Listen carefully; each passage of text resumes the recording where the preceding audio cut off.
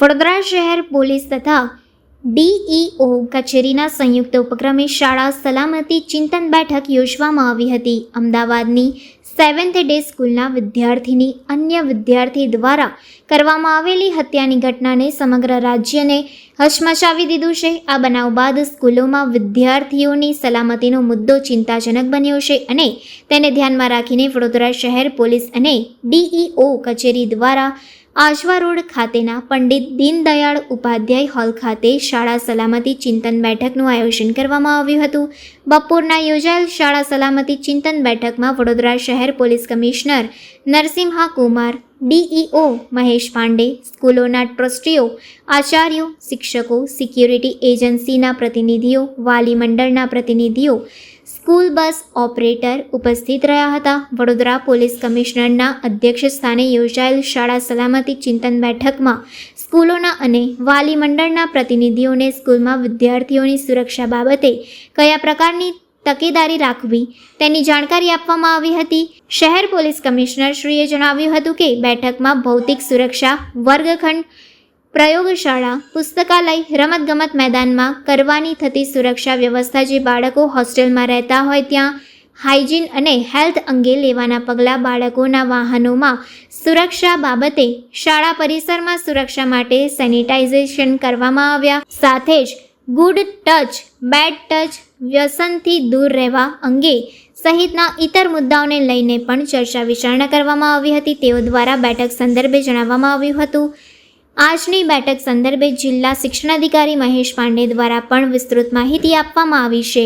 શાળા બાળકોના સલામતી અંગે ડિસ્ટ્રિક્ટ એજ્યુકેશન ઓફિસર, એમના ટીમ, સ્કૂલ મેનેજમેન્ટ, શાળાના આચાર્યશ્રીઓ, teachers, school bus operators, private security guards જેઓ સ્કૂલમાં ફરજ બજાવે છે, એવા તમામ સ્ટેક હોલ્ડરો સાથે એક સંવાદનો કાર્યક્રમ રાખ્યો હતો, જેમાં એમના ભૌતિક સુરક્ષા, ક્લાસરૂમ, લેબોરેટરી, લાઇબ્રેરી, પ્લેગ્રાઉન્ડ વગેરેમાં કરવાની થતી કેટલાક પ્રકારની સુરક્ષા વ્યવસ્થાઓ, એમના જે મિડ ડે મીલ કે ડે બોર્ડિંગ સ્કૂલ હોય તો હાઇજીન અને હેલ્થ અંગે લેવાની પગલાઓ, સાથે સાથે ટ્રાન્સપોર્ટેશન, જ્યારે બાળકો ઘરથી નીકળીને સ્કૂલ આવે ને સ્કૂલથી પરત જાય ત્યારે સ્કૂલ બસ હોય, ઓટો રિક્ષા હોય કે ટેમ્પો હોય, એમના સુરક્ષા અંગે, અને સાથે સાથે સ્કૂલની પરિપ્રેક્ષમાં જે સાયબર બુલિંગ હોય કે અન્ય પ્રકારના જે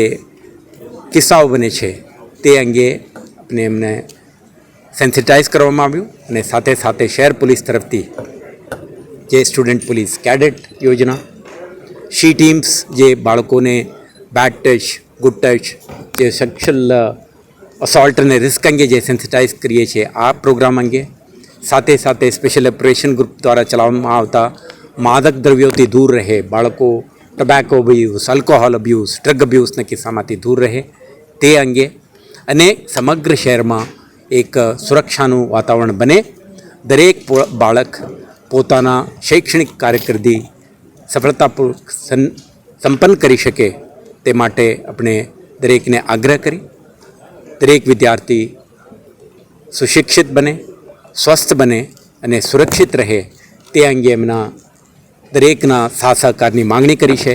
મને વિશ્વાસ છે કે આખા સ્ટેક હોલ્ડરના સંકલ્પ હોય બાળકોના સુરક્ષા માટે, વડોદરા શહેરમાં દરેક સ્કૂલમાં ભણતા વિદ્યાર્થી સુરક્ષિત રહેશે અને કોઈ પણ કિસ્સા બને એવા એન્ટી સોશિયલ કે ક્રિમિનલ એલિમેન્ટ્સ વિરુદ્ધમાં કડક કાર્યવાહી કરવાની તૈયારી સાથે દરેકને આપણે સ્ટ્રોંગ મેસેજ આપી છે. તો આવતા દિવસોમાં આ પ્રકારની ઇન્ટરેક્શન ચાલુ રહેશે.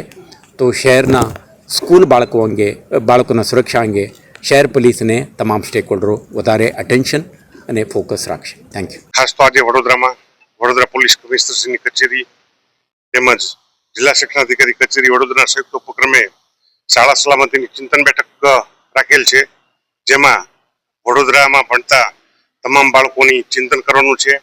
તાજેતરમાં જે ઘટનાઓ બની એવી કોઈ ઘટનાઓ ન બને તેને ધ્યાનમાં રાખીને શાળા સંચાલક મંડળ, આચાર્યશ્રીઓ, શાળાની સલામતી સંભાળતા લોકો તેમજ બસ ઓપરેટરો જે કરે એ લોકોની આજે ચિંતન બેઠક છે.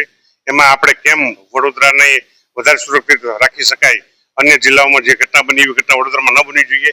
અને ખાસ મારે આપના માધ્યમથી એ જણાવવાનું છે કે વડોદરા જિલ્લો એવો જિલ્લો છે જેને સમગ્ર રાજ્યમાં પ્રથમ પહેલ કરીને એક સમગ્ર ચિંતન શિબિરનું આયોજન કર્યું છે, જેમાં શાળા સલામતી ચિંતન બેઠકનું આયોજન કર્યું છે. Thank you. જય હિન્દ.